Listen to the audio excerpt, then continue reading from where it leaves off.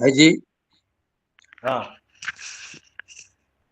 इस श्लोक में थोड़ा कठोरता से पेश आया ना बाबा। हाँ इति ज्ञान खाता हूँ गुह्यात गुह्यतरम मया।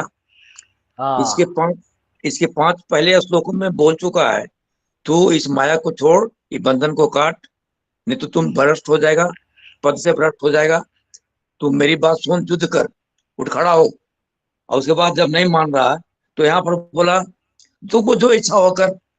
फिर उसके बाद हम्म इतना ही करके छोड़ नहीं दिया। उसके बाद बोला मेरे मैं तुझको कोई बात बताता हूँ, मेरे शरण में आ, मेरे शरणागत हो जा। ये भी तो बताया। यहाँ पर थोड़ा सा कठोरता से फंसाया है।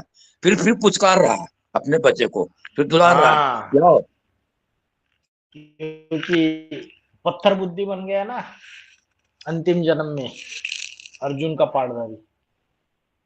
इतना सुनाने के बावजूद तेरी मोह में उधर ही बुद्धि जा रही है। फिर जो करना है तू कर भाई।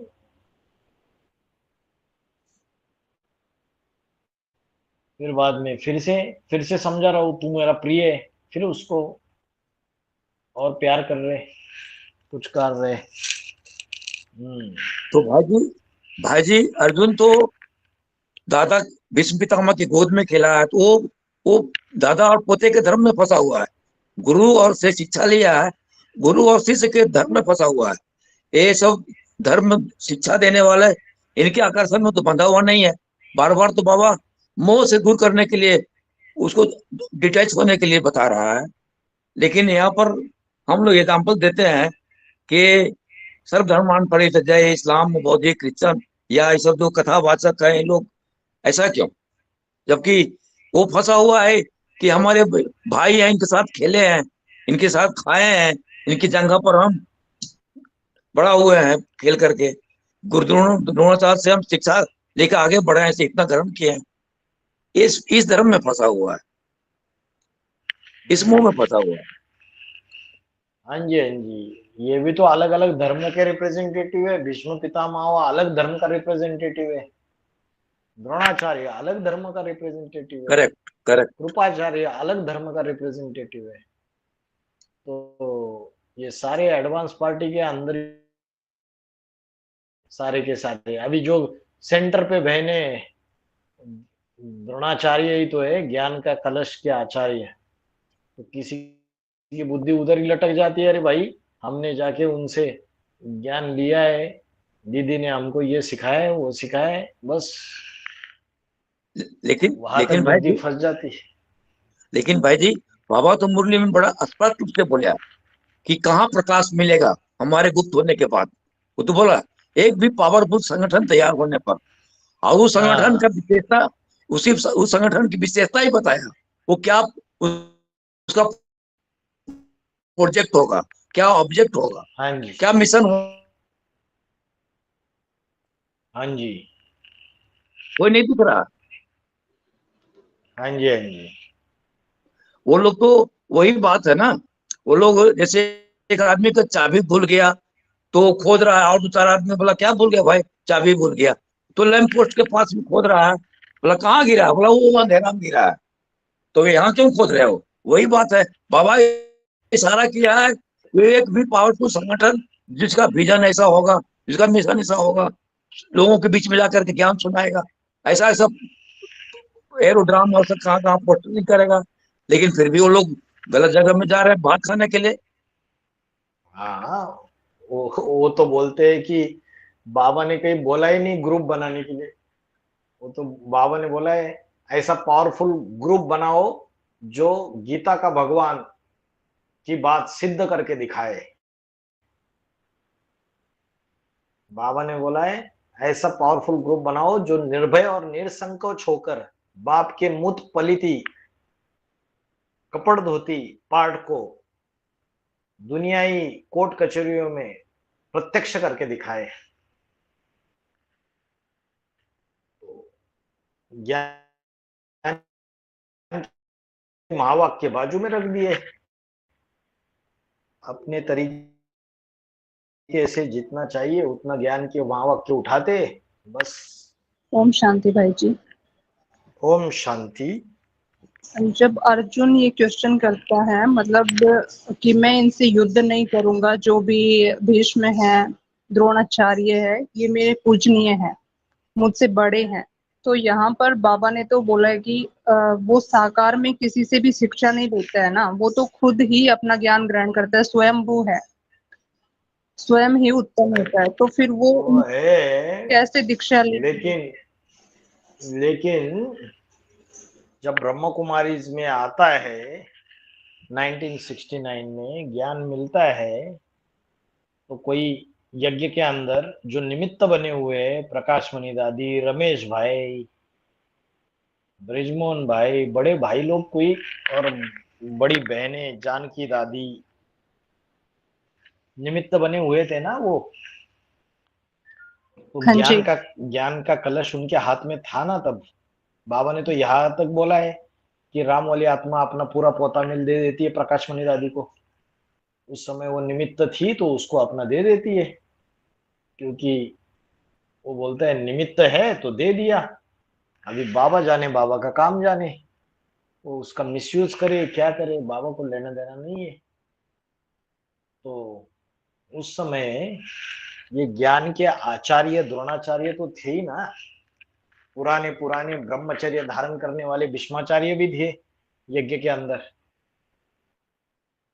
उन सबको, इतना बड़ा ब्रह्म कुमारी इसका परिवार, इन सबको कोई एक भाई अपोजिशन करता है, क्रॉस कर देता है, ज्ञान की गहराई बताकर उनके सारे सिद्धांतों को फेल कर देता है।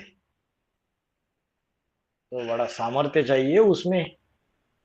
तो ऊपर नीचे तो होगी बुद्धि, करूं या ना करूं, युद्ध करूं या ना करूं इनसे। तो 69 से लेके 76 तक वो युद्ध चली उस आत्मा के अंदर भी, जो मनुष्य सृष्टि का बाप है। यहां तक कि पुलिस स्टेशन में भी गए बाबा, कमिश्नर को, गुजरात में अहमदाबाद के कमिश्नर को भी जाके कंप्लेंट दी। जब देखा परिवार के अंदर कोई जवाब नहीं दे रहा है, प्रकाश मणि दादी को लेटर लिखा, कोई जवाब नहीं मिल रहा है, तब देखा कि ये सुधरने वाले नहीं है, पुलिस के पास चले गए। अभी ये एडवांस पार्टी के लोग बोलते हैं देखो बाहर की दुनिया में जा रहे हैं। अरे क्या जा रहे हैं? अरे जो बाबा ने किया अपने जीवन में वही करेंगे उसके बच्चे भी।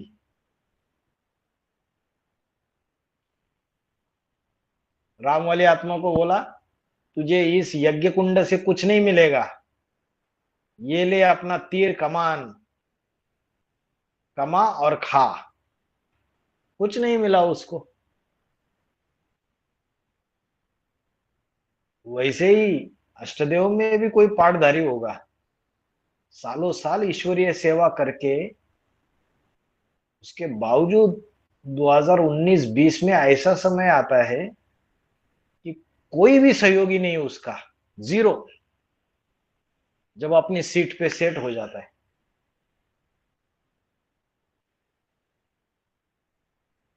तुझे यज्ञ कुंड से कुछ नहीं मिलेगा, ये ले तीर कमान, कमा और खा।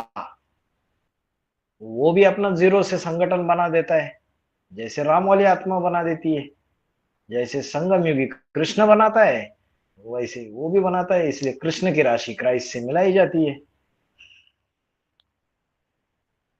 बाकी जो अंदर है उनको तो बना बनाया मिला हुआ है माल सारा, बने बनाए घड़े हैं, एक के ऊपर एक, उसके ऊपर अपनी राजाई कर रहे। तो मारू या ना मारू, इस संघर्ष से वो पूर्वज 5वें नंबर का वो भी गुजरता है कि ये मेरे अपने हैं, ये मेरे पूजनीय आदरणीय है, इनको मारू या ना मारू, इनसे युद्ध करूं या ना करूं। ऐसे ही नंबरवार बच्चे गुजरेंगे। सबको इस महाभारी महाभारत गृह युद्ध से पसार होना ही पड़ेगा। महाभारत गृह युद्ध से पसार हुए बगैर स्वर्ग के गेट नहीं खुलेंगे। कोई पीठ दिखा दे, दिखाओ पीठ। ये ज्ञान के अस्त्र शस्त्रों की युद्ध है, ये कोई बाहुबल की लड़ाई नहीं है।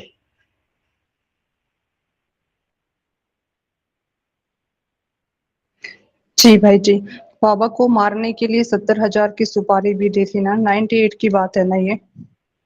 हाँ, 70,000 की दी थी या कितने की दी थी वो नहीं पता मुझे, दी थी। मतलब जब जेल में गए थे, बाबा ने ही बोला। जब जेल में गए थे तो जेल में वहां खूंखार अलग अलग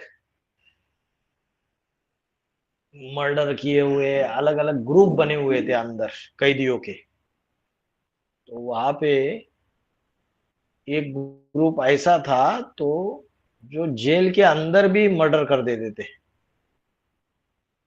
उसको सुपारी दी थी, लेकिन जो दूसरे ग्रुप का मुखिया था उसकी और जिसको सुपारी दी उन दोनों की आपस में लड़ाई हो गई। उसका फायदा बाबा को मिला, उसकी वजह से उन दोनों को वहां से हटा दिया जेल सुपरिटेंडेंट ने। तो फिर पूछना क्या है आपको? जो बाबा के साथ हुआ तो कृष्ण की राशि क्राइस्ट से मिलाई जाती है ना, तो यहाँ पे भी ऐसा हो सकता है ना। हो सकता है क्या? सालों सालों से हो ही रहा है ना। या दूसरे तरीके से होता है, या भी ऐसे ऐसी विधर्मी आत्माएं, गुंडे, बदमाश, एडवांस पार्टी के अंदर भी राक्षसों के बाप बैठे हुए हैं सारे के सारे। तंत्र मंत्र क्या क्या गंदी क्रियाएं करवाते मरवाने के लिए।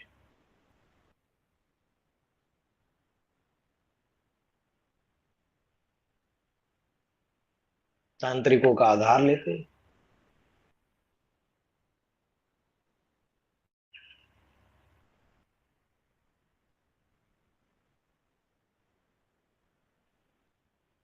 भूतनाथ और भूतनाथ के 108 बच्चे, उनको भी ये तांत्रिकों का आधार लेके उनके ऊपर भी हमले करवाते हैं। मुरली में बोला है बाबा ने। बाबा ने बोला ब्रह्म कुमारीज में तो सत्ता की कुर्सी के लिए भी तंत्र मंत्र एक दूसरे के ऊपर करते थे। बाबा ने बोला एडवांस पार्टी में तो इसकी इंतहा हो जाएगी, अति हो जाएगी। ऐसे लड़ेंगे कि बात मत पूछो। ब्रह्म कुमारीज में जो हुआ उसकी भी अति होनी है, यहां चरम सीमा। इन ब्रह्म कुमारियों ने जितना मान मर्तबा नहीं पाया उससे 1000 गुना मान मर्तबा एडवांस की कन्या माताएं पाएगी। और इन ब्रह्मा कुमारियों ने जितना रो रो नरक नहीं मचाया उससे 1000 गुना रो रो नरक एडवांस की कन्या माताएं मचाएगी। सभी होगा।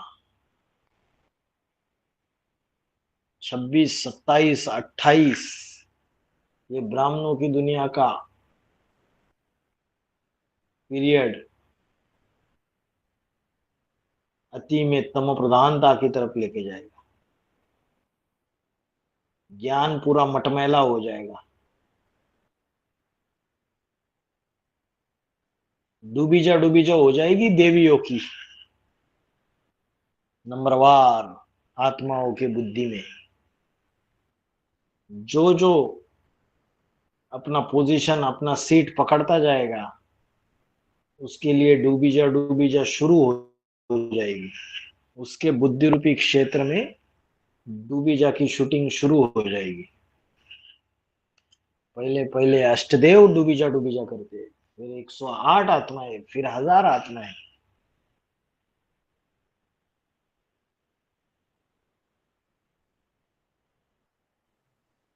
पता भाई जी चल ये पता चलेगा। बाबा ने मुरली में बोला है ये देवियां नहीं है, राक्षसियां है।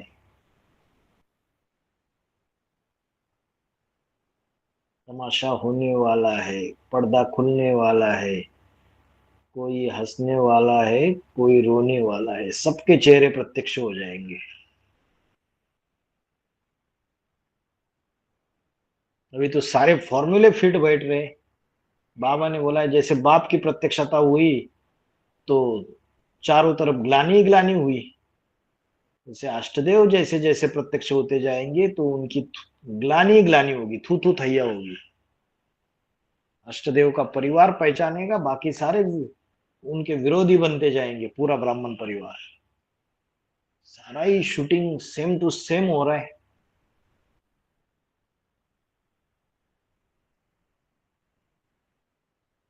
हाँ बोलिए माता जी।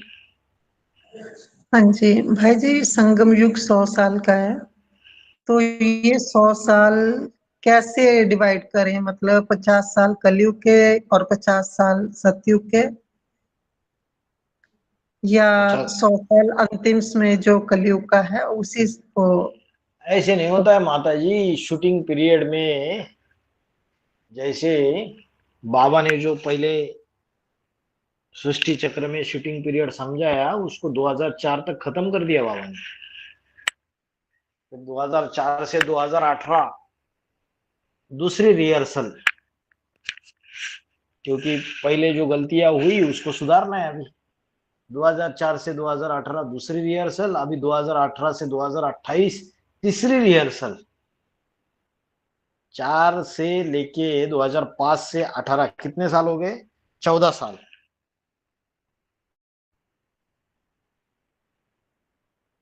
और 2019 से 2028 साल शूटिंग पीरियड भी कम कम होता जा रहा है। और फिर 2029 से लेके 2036, 29-30 से लेके 6 साल, ऐसा शूटिंग पीरियड कम कम होता जाएगा।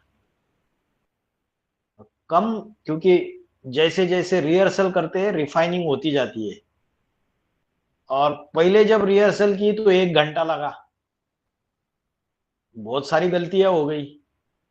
फिर बोलते अरे यार इतनी गलतियां हो गई। जो भी पार्टिसिपेंट है ड्रामा में वो बोलते हैं अगली बार जो रिहर्सल होगी सब लोग अच्छे से तैयारी करके आना, पीछे वाली गलतियां रिपीट नहीं होनी चाहिए, डायरेक्टर बताता है। फिर से रिहर्सल करते हैं। 1 घंटा लगा था, अभी पौना घंटा लगता है। गलतियां थोड़ी कम हो जाती है, रिफाइन हो जाता है। फिर फाइनल रिहर्सल करते हैं, आधा घंटा ही लगता है, गलतियां ना के बराबर। तो शूटिंग पीरियड अलग अलग इसमें डिवाइड है।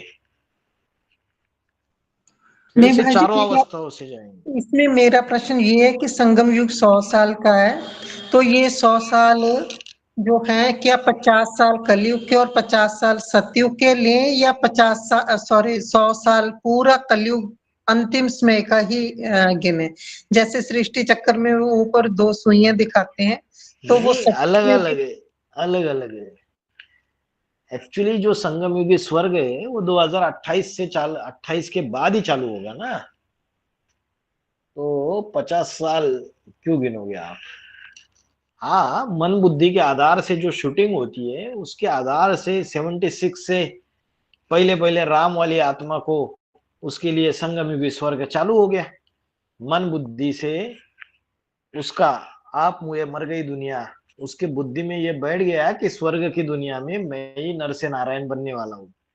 2018 में 8 की बुद्धि में बैठ गया, उनके लिए वो हो गया चालू मन बुद्धि से। 2028 में संपन्नता की स्टेज।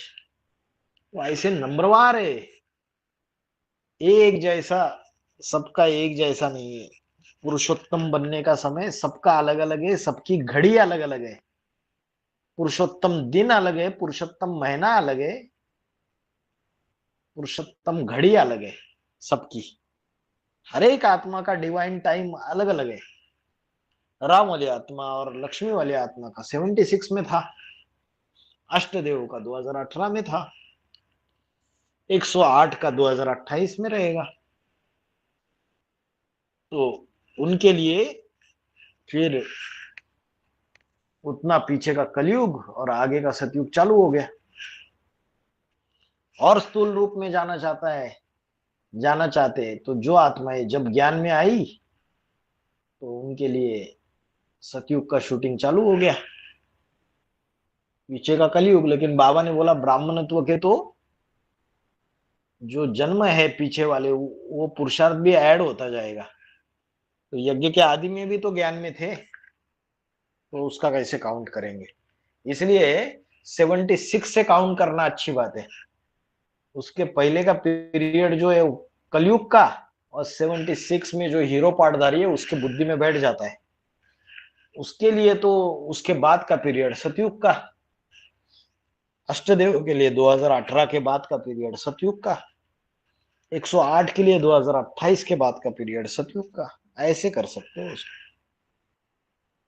वैसे बाबा ने बोला है हम संगम युग में है, मतलब कभी कभी हमारी बुद्धि सतयुग में जाती है और कभी कभी ये बाहर की दुनिया से, भौतिक दुनिया से आकर्षित होकर कलयुग में जाती है।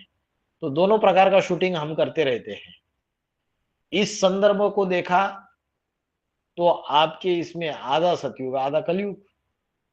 अभी सबके लिए आधा आधा नहीं रहेगा। हो सकता है कि कोई प्रजा क्वालिटी की आत्मा हो तो वो कलयुगी भौतिक दुनिया से ज्यादा आकर्षित होती रहेगी, और संगम युग में पुरुषार्थ के समय अपनी बुद्धि ज्ञान के मनन चिंतन और सात्विक अवस्था में कम रमन करती होगी। सबका अलग अलग है, लेकिन है हम संगम में, दोनों का मिलन होने वाला है। थोड़ा बहुत समझ में आया? हाँ जी, नहीं सारा आ गया समझ। हाँ। और भाई जी ये जो बाबा मुरली में बोलते हैं जो 8 हैं वो उनमें राजा भी है, रानी भी है, मंत्री, महामंत्री, सेनापति, दास, दासी, चंडाल, प्रजा। तो सेनापति तक तो समझ में आया, लेकिन आगे जो अष्टदेव हैं उनमें से दास, दासी, चंडाल, प्रजा। छठे नंबर का दास सन्यासी, 7वें नंबर का मुस्लिम दासी, 8वें नंबर का जो सिख है वो चांडाल, बाकी आर्य समाजी प्रजातंत्र गवर्नमेंट वाले प्रजा। तो सूक्ष्म बात है ना, जो सिख धर्म का पूर्वज रहेगा उसने चांडालपने का शूटिंग किया रहेगा। सबका बीज और सबका पूर्वज भी तो ब्राह्मणों की दुनिया के अंदर ही होना चाहिए ना। जैसे बाबा ने राम वाली आत्मा के लिए क्या बोला, वो यज्ञ के आदि में बराबर बराबर हिसाब नहीं करता है। जब ये बिजनेस बंद किया जाता है कलकत्ता का हीरे जवाहिर का, तो सारा हिसाब नहीं देता है ब्रह्मा बाबा को। तो बाबा ने बोला चांडाल बनने का शूटिंग हो जाता है, दारिद्र्य अगले जन्म में गरीब घर में जन्म लेता है। तो अष्टदेव में भी जो 8वें नंबर का पूर्वज है, कहीं ना कहीं सूक्ष्म में ऐसी गलती होगी जिससे चांडालपने का शूटिंग होता है।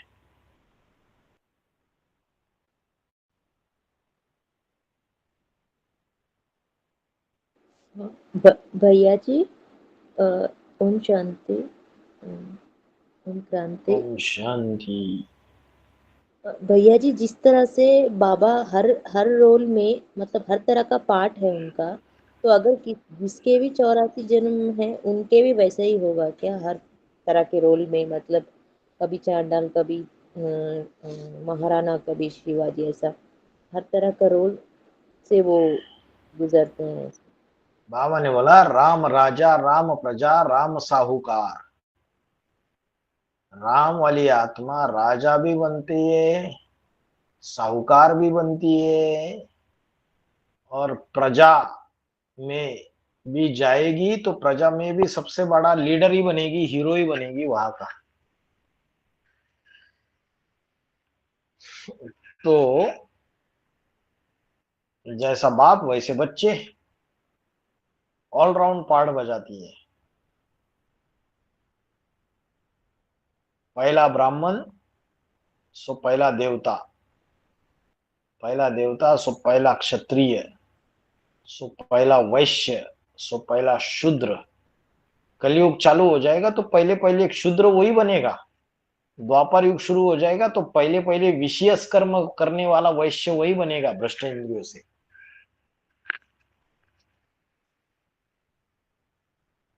एक जैसा समय किसी का देखा और न सुना है, जरूरी नहीं है कि राम वाली आत्मा कोई जन्म में प्रजा में भी हीरो बनता है। बाबर के लिए बाबा ने क्या बोला, सिपाही था सेना में और एक ही जन्म में सिपाही से सम्राट बन गया। हीरो पाटधारी है। जरूरी नहीं है कि वो प्रजा में जन्म लेगा, प्रजा में, लेकिन बनेगा बड़ा सम्राट। जैसे छत्रपति शिवाजी है, सरदार का बेटा था, मामूली सा जागीरदार था। उसका पिताजी शाहजी, आदिल शाह, बीजापुर के आदिल शाह के दरबार में मामूली जागीरदार था। पूना का छोटी सी जागीरदारी थी उनके पास। हिंदवी स्वराज्य का सम्राट बन गया उसका बेटा शिवाजी, एक ही जन्म में पुरुषार्थ करके। तो वो कोई राजा थोड़ी था जन्म से, शिवाजी जन्म से राजा था ही नहीं, तो एक ही जन्म में पुरुषार्थ करके बना। राजा के संस्कार है जन्म जन्मांतर के। कहीं भी जाएगा हीरो, हीरो पाटधारी है। तो बच्चे भी हीरो पाटधारी, नंबर वार ऑलराउंड पाटधारी है। सृष्टि रूपी रंगमंच पे उनका ऑलराउंड पार्ट है।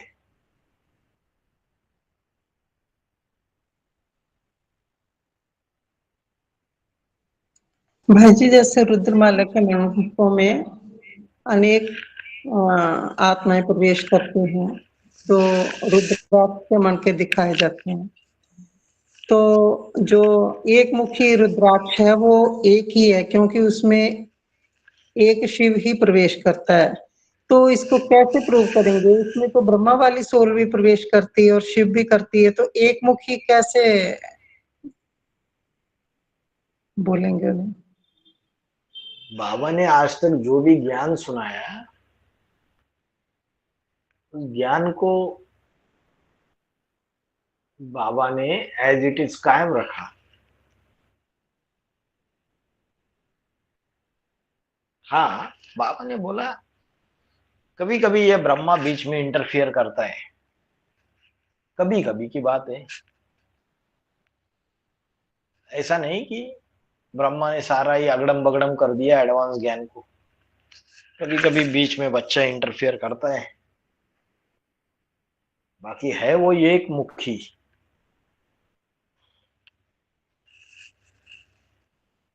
भले ब्रह्मा की आत्मा प्रवेश है, लेकिन उसको भी बीज रूपी स्टेज का, अव्यक्त स्टेज का संग रंग लगता है, कभी कभी इंटरफेयर करती है। तो एक मुखी है वो, इसलिए ऐसा नहीं कि ब्रह्मा की आत्मा भी प्रवेश है तो दो मुखी हो गया। बाबा ने बोला शिव तो ज्ञान सुनाता है, राम की आत्मा तो, राम बाप को कहा जाता है, कृष्ण बच्चे को कहा जाता है। तो जब शिव ज्ञान सुनाता है तो राम की आत्मा क्या हो जाती है? आत्मिक स्थिति में टिक जाती है, निराकारी स्टेज में उड़ जाती है, कंप्लीट सरेंडर। बुद्धि नहीं चलाएगी, वाचा भी नहीं चलाएगी। जो कृष्ण की आत्मा है वो थोड़ी सी आकारी अवस्था में है। राम की आत्मा निराकारी स्टेज पकड़ लेती है। कभी कभी इंटरफियर करता है बच्चा, बाकी जो ज्ञान है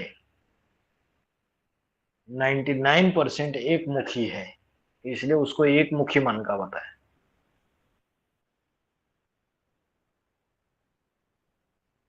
समझ में आया?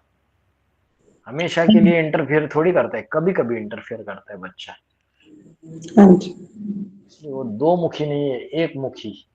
जैसे बाबा ने बोला कि दुकानों में लिखा रहता है एक दाम, एक ही दाम, बार्गेनिंग नहीं कर सकते। जैसे परमात्मा आके उस मुकर्रर रथ के द्वारा जो ज्ञान सुनाता है, वो ज्ञान ऐसा नहीं कि आज एक बात सुना दी कल दूसरी बात सुना दी। हाँ, रिफाइनिंग चेंजिंग होती है, वो अलग बात है। वो यज्ञ की अवस्था और बच्चों की अवस्था, उसके अनुसार ज्ञान की गहराइयां, ज्ञान के जो रहस्य, गूढ़ रहस्य, वो खोले जाते हैं, रिफाइनिंग चेंजिंग होती है। बाकी जो मुख्य ज्ञान का बेस है उससे हटता नहीं है, एक मुखी ज्ञान सुनाता है।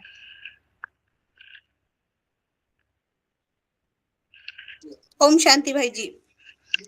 ओम भाई जी, शांति। हमने तो इस बात को ऐसे समझा है कि जो ये रुद्राक्ष को मुख दिखाए जाते हैं रुद्राक्ष के मणके में, तो उसमें जो जन्म मरण के चक्कर में आने वाली आत्मा है उस प्रकार से वो प्रवेश करती है, किसी में एक किसी में दो। और शिव तो जन्म मरण के चक्कर में आते ही नहीं, तो उनको तो मुख होता ही नहीं, वो तो मुख उधार लेते हैं ज्ञान सुनाने के लिए। हाँ, शिव न पूज्य बनता है न पुजारी बनता है। हाँ, तो ये तो जो प्रवेश होने वाली बात है वो तो उनकी लिए है जो जन्म मरण के चक्कर में आते हैं। तो उनमें राम वाली आत्मा में तो एक ही कृष्ण वाली आत्मा ही प्रवेश करती है, तो एक मुखी बोला गया उसको। शिव की आत्मा का तो पता ही नहीं चलता वो आई कि नहीं आई, वो तो इतनी हल्की फुल्की है। हाँ, तो राम वाली आत्मा एक मुखी हो गई।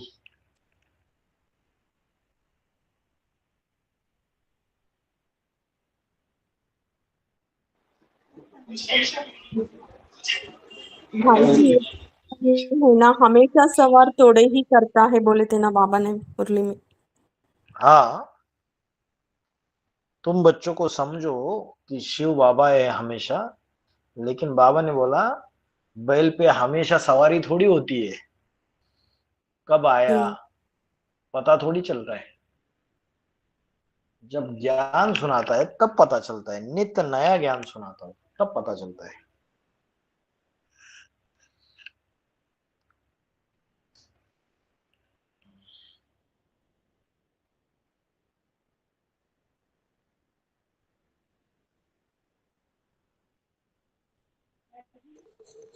भाई जी, एक मुरली में बाबा ने बोला था कि जो सूक्ष्म शरीरधारी आत्मा प्रवेश करती है ना रुद्र गणों में, उसको कहेंगे मुख, क्योंकि वो मुख अच्छा, ले लेते हैं, कंट्रोल कर लेते हैं उसको। तो जैसे माता इन्हीं जी ने अभी बताया, सोमलता माता, ब्रह्मा हाँ की जी, आत्मा एक ही प्रवेश करती है तो एक मुक्ति हो गया। हाँ जी, अष्टदेव में एक तो पूरे 84 जन्म लेने वाले जो आत्माएं, जो उनके बच्चे रहेंगे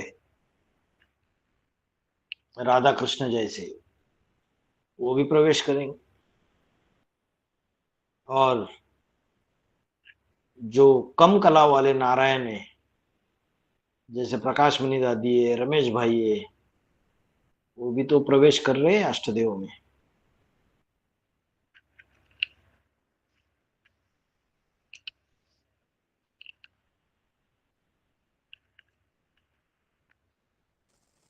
ओम शांति भाई जी। मेरी आवाज नहीं आ रही क्या? ओम शांति। हाँ भाई जी, बाबा मुरलियों में बोलते हैं कि 28 तक राजधानी स्थापन होगी, तो 108 के लिए आता है या फिर 16,108 के लिए आता है जो बोलते हैं बाबा? सिर्फ अष्टदेव के लिए आता है। अष्टदेव में भी चार, अष्टदेव में भी पहले चार, पहले या चार स्वदेशी, राइटिस्ट, और 4 विजय माला से पहली पहली 8 की राजधानी स्थापन हो जाती है।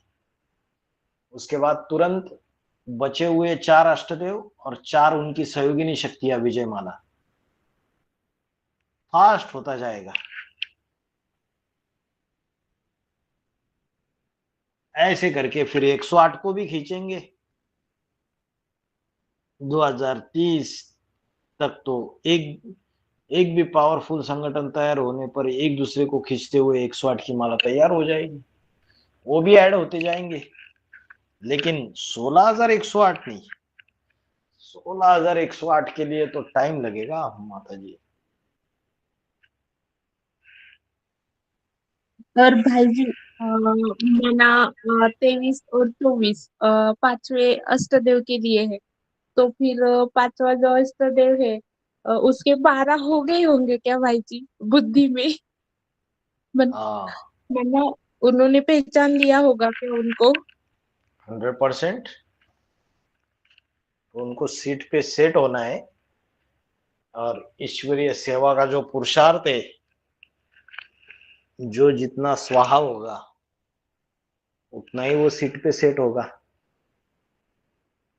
तो मना भाई जी उसमें माताओं का नंबर लग सकता है क्या भाई जी?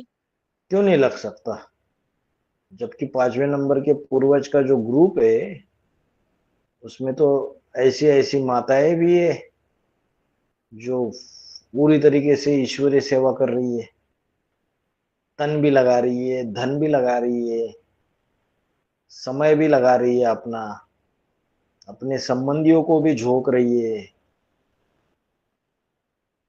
ज्ञान सुनाने की भी सेवा कर रही है, सभी सेवाओं में आगे है अपने ग्रुप में। तो माताएं भी, बाबा ने कभी मना नहीं किया है। बाबा ने बोला है जो घर गृहस्थी से चिपके हुए रहेंगे वो 108 की माला में नहीं आ सकते। जो घर गृहस्थी से चिपके हुए नहीं है वो क्यों नहीं आएंगे 108 की माला में? 100% आएंगे। समझो किसी की बेटी है, वो बेटियों को उन्होंने ईश्वरीय सेवा में लगा दिया, अर्पण कर दिया। परिवार में किसी का बंधन ही नहीं है, खुद भी ईश्वरीय सेवा में लगे हुए हैं, तो ऐसी माताएं नहीं आएगी क्या? आ सकती है 108।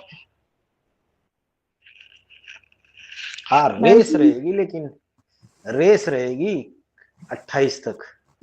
कोई भी दौड़ में लास्ट मोमेंट पे आगे जा सकता है। जिसने जितना किया उसका उतना जमा होता जा रहा है, इसलिए बड़ी कंपटीशन होगी।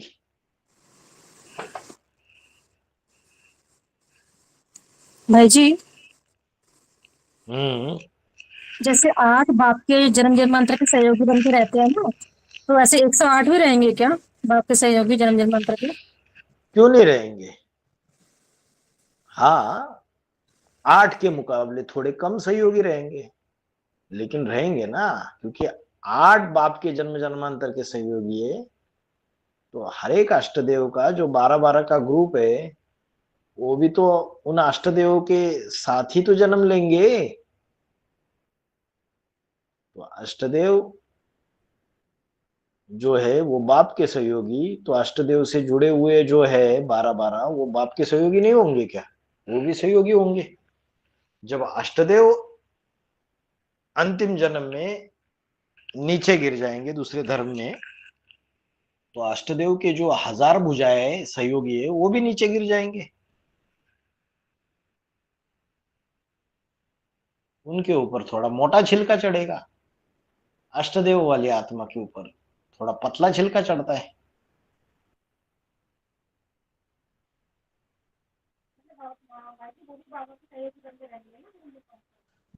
ओम शांति भाई जी। ओम शांति। एक डाउट है भाई जी। हाँ जी। बाबा बोलते हैं ना जितना याद करेंगे मैं उतना तुम्हारा साथ दूंगा बोले ना, हाँ और फिर जितना याद करते उतनी आयु भी बढ़ती बोलते ना। हाँ, फिर ये आयु का जो डेट जन्म मरण का तो डेट तो फिक्स होता ना भाई जी। अरे कैसे फिक्स होता है? भाग्य तो आपके मुट्ठी में होता है। आप चाहे तो भाग्य बनाओ, चाहे तो बिगाड़ दो। किसने फिक्स किया? वो तो ज्योतिषी बोलते हैं। हम्म। अभी संगम युग में अपनी आयु भी हम ही फिक्स करते हैं, सब कुछ हम ही फिक्स करते हैं। जी। हम ही अपना भाग्य बनाते हैं। अच्छे कर्म करके कोई प्राइम मिनिस्टर बन सकता है। जी। APJ Abdul Kalam street light में पड़ के भारत का राष्ट्रपति बन सकता है।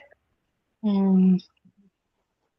तो उन्होंने अपने कर्मों के अनुसार अपना भाग्य बनाया, फिक्स थोड़ी था कुछ, उनको पता थोड़ी था। वैसे आयु जो है, जी। योग बल से आयु बढ़ती है, उम्र बढ़ती है। वो फॉर्मूला भक्ति मार्ग में भी लागू होता है, तो यहाँ भी लागू होगा। जितना श्वासों को सेव करेंगे, श्वास प्रश्वास ये एक एनर्जी है, इसको सेव करेंगे तो उम्र बढ़ेगी। जब जी। विकार में जाते हैं तो श्वास प्रश्वास की जो स्पीड है, गति है, वो बहुत फास्ट होती है, तो आयु कम हो जाती है। अच्छा। और जब जब जब आत्मिक स्थिति का अभ्यास करते हैं जी। तो श्वास प्रश्वास की जो प्रक्रिया है वो धीमी हो जाती है। जितना उत्तमांग में भ्रुकुटी में बुद्धि को स्थिरियम करेंगे, उतनी श्वास प्रश्वास की प्रक्रिया धीमी हो जाती है। जितनी श्वास प्रश्वास की प्रक्रिया धीमी होगी तो उतना जीवन बढ़ जाएगा, प्राणवायु बढ़ेगा, जीवन बढ़ेगा तो आयु बढ़ेगी। ठीक है भाई जी। हाँ जी। हाँ भाई जी, अभी एक माता जी ने है। अभी माता जी ने प्रश्न किया कि 28 में जो राजधानी केवल 8 के लिए तैयार होगी या 16,108 के लिए। तो 8 के लिए तो बुद्धि में बाप प्रत्यक्ष हो गया ना, उनकी राजधानी तो स्थापन हो गई ना, उसमें मतलब राजा रानी जो भी है, सेनापति चांडाल दास दासी सबका क्लियर हो गया। हो गया। बात तो संपन्न अवस्था की है, संपन्न अवस्था की। एक होता है सीट पे सेट होना, एक होता है संपन्न अवस्था। जो सुखधाम की लेकिन बात चल रही है, राजधानी, संपन्न राजधानी, उसकी बात चल रही है। बाबा ने एक अभी 2-3 दिन पहले मैंने एक पॉइंट सुना, उसमें बाबा ने बोला कि क्या 8 की राजधानी को मतलब पूरी कहेंगे कि पूरी राजधानी है, तो 4.5 लाख की कंप्लीट राजधानी हुई तब कहेंगे कि राजधानी स्थापन हुई।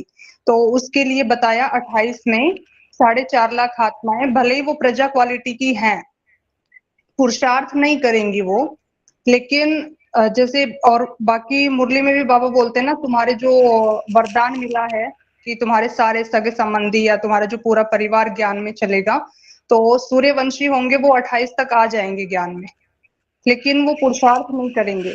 तो और बाबा ने ये भी बोला कि जब बाप प्रत्यक्ष होता है तो धक से तुम्हारी राजधानी स्थापन कर देता है, तो फिर वो 8 के लिए कहें कि 4.5 लाख के लिए कहें? पहले पहले बार बार ढेर सारे पॉइंट बताए कि 2028 में पहले पहले 8 की छोटी राजधानी तैयार हो जाती है। सारा ज्ञान सूक्ष्म से स्थूल तक है। एक होता है बाप की नजर में, तो आज की डेट में बाप को पता है कि 16,108 की राजधानी क्या है। तो जैसे 108 आत्माएं अपनी सीट पे सेट हो जाएगी, अष्टदेव की हजार हजार भुजाएं क्लियर हो जाएगी, 8 राजा ये स्पष्ट दिखाई देगी, तो इजीली पता चलेगा ना कि ये आत्माएं 16,000 के राज परिवार में आने वाली है। विजय माला के उधर से आने वाले 8,000 और इधर के 8,000, अष्टदेव के हजार हजार भुजाएं, तो 16,000 के राज परिवार में आने वाले क्लियर हो जाएगा। तो मुखिया को बौद्धिक आधार से क्लियर होगा, तो उसके लिए राजधानी तैयार हो गई। लेकिन ऐसा नहीं कि वो फिक्स हो जाएगा, सीट पे सेट हो जाएंगे, नहीं। थोड़ा सा टाइम लगेगा। 2028 तक तो बाबा ने बोला 108 अपनी सीट पे सेट हो जाएंगे। फिर बाबा ने बोला कि मिंटो मोटर तैयार हो जाएगी, माना बहुत फास्ट मल्टीप्लिकेशन होगा।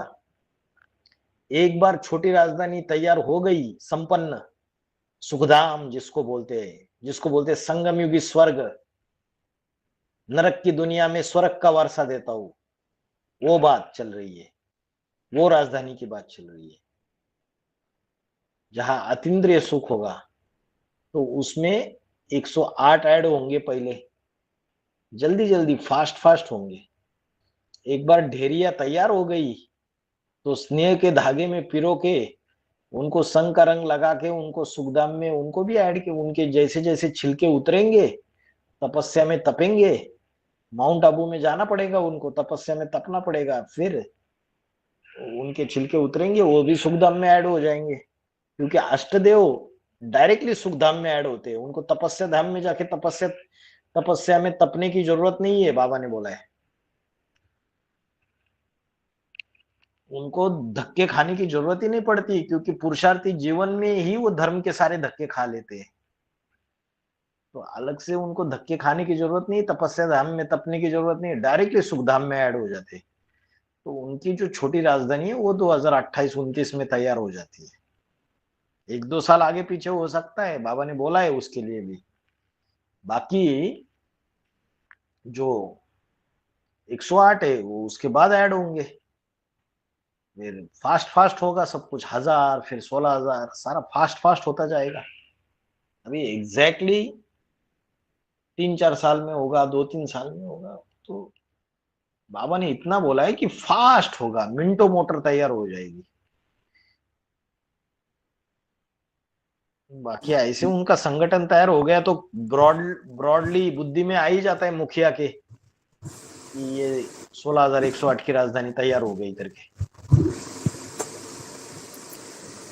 क्योंकि मुख्य पद डिक्लेयर हो गए। बाकी तो फिर फर्स्ट क्लास प्रजा, सेकंड क्लास प्रजा, थर्ड क्लास प्रजा, ब्रह्मा की 1000 भुजाएं प्रत्यक्ष हो गई। तो बाकी तो जल्दी जल्दी होता जाएगा।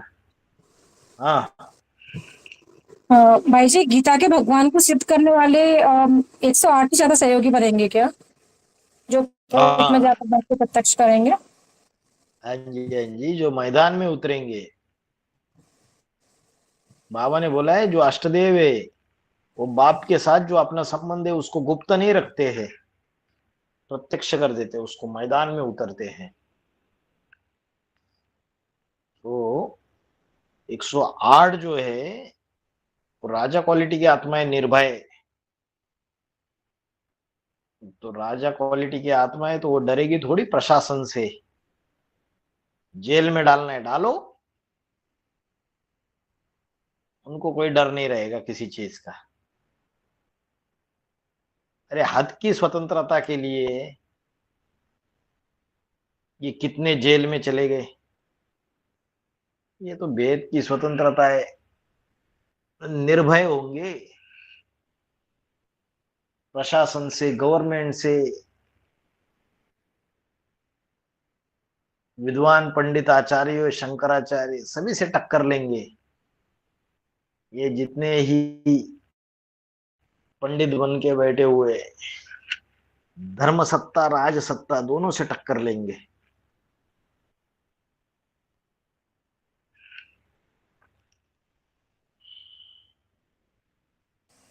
भाई जी, जैसे यज्ञ के आदि में अष्टदेवों ने दीदी दादियों को गुण रत्नों से श्रृंगार किया था, तो अंत में ज्ञान रत्नों से कैसे करेंगे?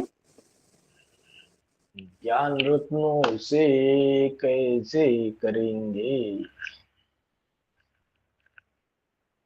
प्रवेश करके वो आत्माएं जो है, आधार मूर्त आत्माएं, वो प्रवेश करेगी उनमें। जैसे ब्रह्मा की आत्मा शंकर में प्रवेश करके पढ़ाई पढ़ रही है ना, तो जो राम वाली आत्मा है वो अष्टदेव में नंबर 1 है। तो वो ज्ञान रत्नों से उसका श्रृंगार कर रहे हैं नहीं कर रहे, ब्रह्मा की आत्मा का, कृष्ण वाली आत्मा का। हाँ जी, हाँ जी, हाँ जी। कर रहे हैं, वैसे ही नंबरवार अष्टदेव भी करेंगे। वो जो दीदी दादियां थी वो अभी सूक्ष्म शरीर से प्रवेश करके पढ़ाई पढ़ेगी, अपने अपने जो जो घोड़े रहेंगे उनके उनमें सवार हो जाएंगे। 20 रूपी स्टेज का संग का रंग लगेगा उनको, ज्ञान की गहराई भी पकड़ पाएंगे, एडवांस ज्ञान की।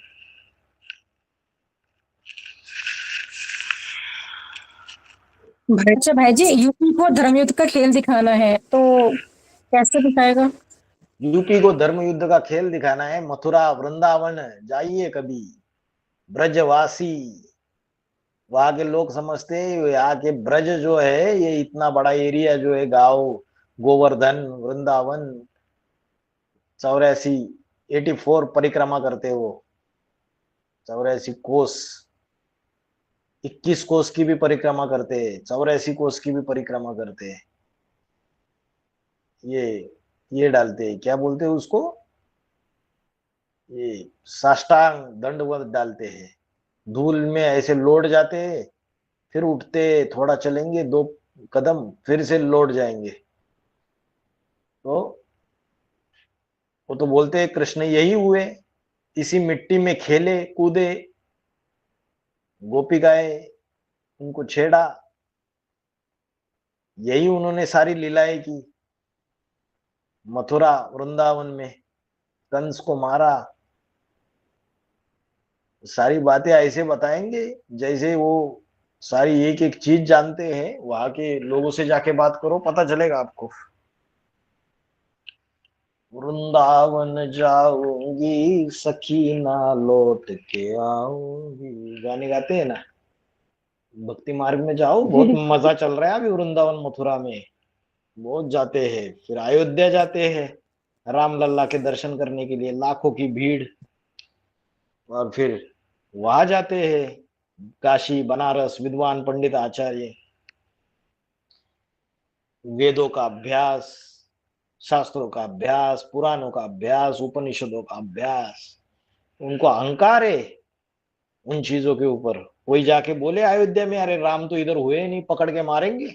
बोलते अरे रामायण तो उपन्यास है, अरे इसके गहरे गहरे अर्थ है। ऐसा कोई, राम तो अभी हुए, संगम युग की बात है, अभी राम आए हुए, मारेंगे पकड़ के आपको। धर्म युद्ध का खेल होगा। जो शास्त्रों की बातें उनके दिमाग में बैठी हुई है वो आपकी बात मानेंगे नहीं, वो बोलेंगे कि ये हिंदुत्व के विरोधी है, ये सनातन धर्म के विरोधी लोग है सारे के सारे। तो ज्ञान का युद्ध चलेगा। वो कहते वेद लाखों साल पुराने, हम कहते हैं भाई क्राइस्ट के आने से 500 साल, जो 2500 साल का हिस्ट्री है उसमें क्राइस्ट के आने से 500 साल पहले उसी समय वेद आए, इसी समय सारा खेल हुआ, वेद उपनिषद सारे बने। वो कहाँ मानते हैं इस बात को, बोलते वेद तो लाखों साल पुराने, सृष्टि लाखों साल पुरानी। महाभारत की युद्ध कुरुक्षेत्र के मैदान में हुई, कृष्ण ने लीलाएं की वृंदावन में, मथुरा में। नहीं मानेंगे वो आपकी बातों को, किसी को ऐसे उड़ा देंगे, पागल लोग हैं, किसी ने बेवकूफ बनाया है इनको, बोलेंगे। बड़ा भारी खेल होने वाला है धर्म युद्ध का। भगवान सर्वव्यापी है, आत्मा सो परमात्मा है, अहम ब्रह्मास्मि, सर्व खलुम इदम ब्रह्म। तो ये शास्त्रों के प्रकांड पंडित, जो विद्वान पंडित आचार्य है, वो शास्त्रों के प्रमाण देंगे, रेफरेंसेस देंगे। आप मुरली की बात बोलोगे, वो बोलेंगे मन गढ़ंत है आपकी बातें, नहीं मानते हम, शास्त्रों का प्रमाण दीजिए। बोलेंगे कि राम तो त्रेता युग में हुए, कृष्ण तो द्वापर युग में हुए। आप कैसी बहकी बहकी बातें करते हो, वो आपका शूटिंग पीरियड समझेंगे? ये पागल लोग है सारे के सारे बोले। सतयुग में हिरण्यकश्यप हुआ, देवासुर संग्राम हुआ, सारे प्रूफ प्रमाण बताएंगे आपको। लंका में, श्रीलंका में रावण था, राम सेतु बना हुआ है, उसके प्रूफ प्रमाण आर्कियोलॉजिकल स्टडी बताएंगे। सिंधु घाटी की संस्कृति 3700 साल पुरानी है आर्कियोलॉजिकल प्रूफ से। हमारा तो त्रेता युग के अंत तक 2500 साल का ये हिस्ट्री है। 3700 साल पुरानी सिंधु घाटी की सभ्यता है उनकी, मोहनजोदड़ो। बताओ भैया, कहाँ काटोगे उनकी बातों को। बोलते श्रवण परंपरा से वेद चले आए, लाखों साल पुरानी है। अहंकार युक्त तो झगड़ा करना चालू कर देते हैं वो लोग। तो धर्म युद्ध का खेल दिखाना होगा। अभी देखो कैसे ज्ञान के बाण तय, अस्त्र शस्त्रों को धार लगाना शुरुआत कर दो। अभी युद्ध का समय नजदीक है, वैसे रिसर्च वर्क बढ़ाओ। अभी किसी के अंदर ताकत नहीं है, मुरली के रटे रटाए पॉइंट बोलने से नहीं होता है। जो होशियार बच्चे हैं उनको शास्त्रों के भी प्रूफ प्रमाण ढूंढने चाहिए। क्राइस्ट से 3000 साल पहले भारत में लॉर्ड कृष्ण का राज्य था, पैराडाइज था। ये पॉइंट बाबा ने बोला बाइबल में है, कहा है, आज तक किसी ने ढूंढ के नहीं निकाला, कहा है ओल्ड टेस्टामेंट में। क्रिश्चियंस लोग बोलते हैं कि सृष्टि की आयु 6000 साल पुरानी है, सृष्टि सिर्फ। कहा है ये सारा ढूंढ के निकालना है। उपनिषदों में क्या क्या आपने प्रूफ प्रमाण आए। शिव शंकर भोलेनाथ, पहले महिमा उसकी निकली, कृष्ण की महिमा बाद में निकली। तो शिव शंकर भोलेनाथ की जो महिमा पहले निकली, उस समय कौन से ग्रंथ थे, उन ग्रंथों में कहाँ रेफरेंसेस आए शिव की महिमा के, वो हमारे ज्ञान से कैसे टैली होती है बात। सारे वो तो बोलते हैं शिव का अवतार होता ही नहीं, विष्णु के अवतार होते हैं। बोलते कल की अवतार कलयुग के अंत में विष्णु का होता है। आप कहां से बोलते हो कि शिव अवतरित हो गया इस सृष्टि पे? इस बात को भी नहीं मानते हैं। फिर ज्यादा बहस करने जाओगे तो बोलेंगे कृष्ण, राम, शिव सारे एक ही है, सगुन अगुन नहीं कुछ भेदा, उभय हरण सब भय संभव खेदा। बोलेंगे सारे एक ही है, कृष्ण एक ही है, राम एक ही, अच्युतम केशवम राम नारायण कृष्ण दामोदरम वासुदेव हरि। तत्व एक ही है, स्वरूप अलग अलग है। बोलेंगे एको सद विप्रा बहुधा वदंती।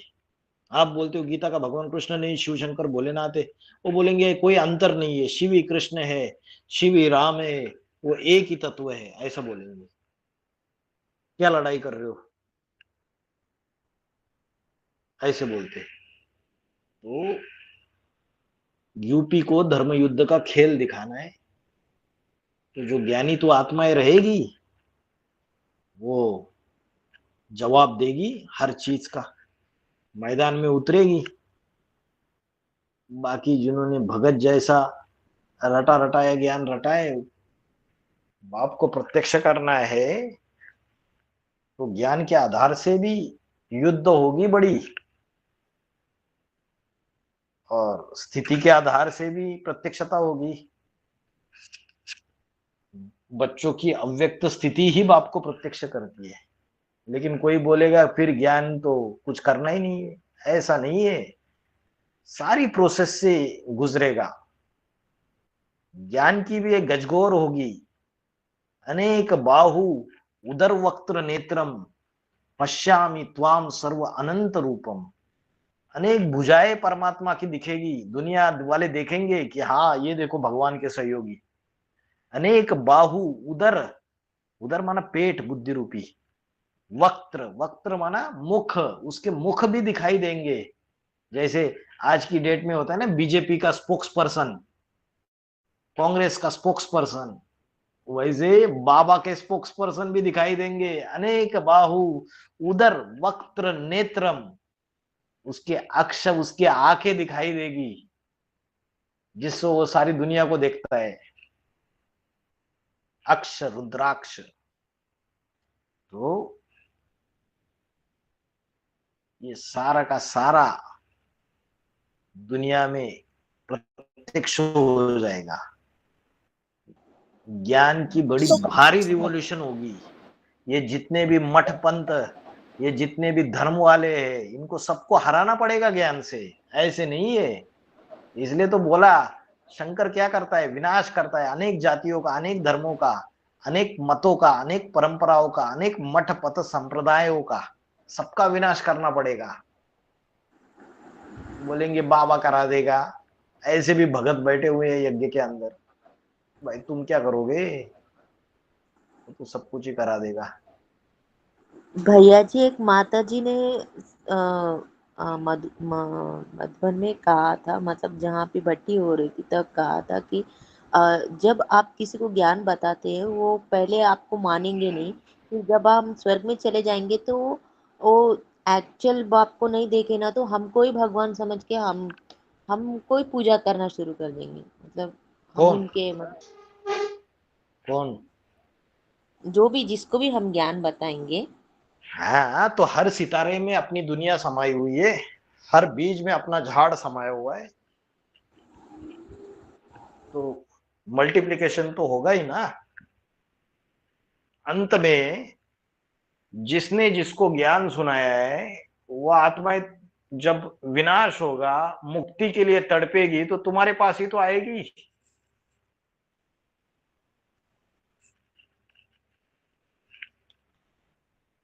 अच्छा भाई जी, ये जो आपने बोला है ये भक्ति मार्ग की बात की, भक्ति मार्ग में उस एक को ही सब कुछ ही मानते हैं, तो ये तो यहाँ ज्ञान मार्ग में भी ब्राह्मण लोग ऐसे ही बोलते हैं कि वही शिव है, वही कृष्ण है। हाँ, संगम युगी हाँ, तो कृष्ण गलत, है। फिर वो गलत कहाँ बोल रहे हैं, उन्होंने भी वही अरे महसूस किया होगा फिर। वो गलत नहीं बोल रहे, फिर आपको ये प्रूव करना है ना, शिव की आत्मा अलग, कृष्ण की आत्मा अलग, राम की आत्मा, आप बोल रहे हो ना गीता का तो भगवान लेकिन कृष्ण ने। ब्राह्मण, यहाँ तो ब्राह्मण में तो यही, जब ज्ञान सुनाते हैं तो यही बोलते हैं कि वो एक ही है जिसपे सारी बातें लागू होती हैं, तो फिर गलत तो कुछ भी नहीं हुआ इसमें। अरे माता जी, हमारे यहाँ तो कई सारी बातें हैं सूक्ष्म में। हमारे यहाँ ये भी बात है कि शिव की आत्मा अलग, कृष्ण की आत्मा अलग, राम की आत्मा अलग। वो ये नहीं मानते ना, वो तो ये मानते ही नहीं है। विष्णु के अवतार है बोलते हैं सारे, राम है, कृष्ण है, बोलते विष्णु ही शिव है। तो हम तो उसकी सूक्ष्मता भी जानते हैं, उसका अलग अलग पना भी जानते हैं, सब कुछ जानते हैं हम। और वो एक ही पार्टधारी अंतिम जन्म में कृष्ण का भी रोल प्ले करता है, संगम युगी कृष्ण को, राम का भी रोल प्ले करता है, एक ही शरीरधारी, ये हम जानते हैं। लेकिन वो ये नहीं जानते कि ये आत्माएं अलग अलग है। शिव जन्म मरण के चक्र से न्यारा है, और राम और कृष्ण वाली आत्माएं जन्म मरण के चक्र में आने वाली है। ये बात बोलोगे तो भड़क जाएंगे कि राम की आत्मा जन्म मरण के चक्र में आते आते पतित बनती है। अभी किसी न किसी शरीर में राम की आत्मा अभी साधारण शरीर में है, और शिव जन्म मरण के चक्र में नहीं आता है। ये बातें थोड़ी मानते हैं वो लोग। तो बोलते हैं एक ही बार कल्प में कृष्ण का अवतार होता है और राम का अवतार होता है। आप बोलोगे राम फिर अवतार लेने के बाद फिर से मनुष्य रूप में जन्म लेता है, फिर से लेता है, लेता रहता है, और अभी भी किसी मनुष्य रूप में, इस बात को थोड़ी एक्सेप्ट करते हो। पागल हो गए, हंसेंगे वो आपके ऊपर, डांट भी लेकिन लगाएंगे।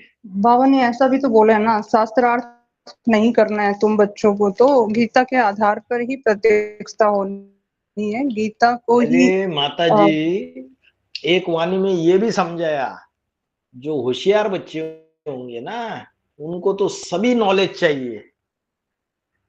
आगे चल के कोर्ट कचहरियों में तो सारी चीजें निकलेगी, वेद भी निकलेंगे, सभी निकलेगा, सब कुछ निकलने वाला है। कुरान भी निकलेगी, बाइबल भी निकलेगा, सब कुछ खेल होगा, मुरली भी निकलेगी, सब कुछ वो होगा। 78 श्लोक वाली गीता भी निकलेगी।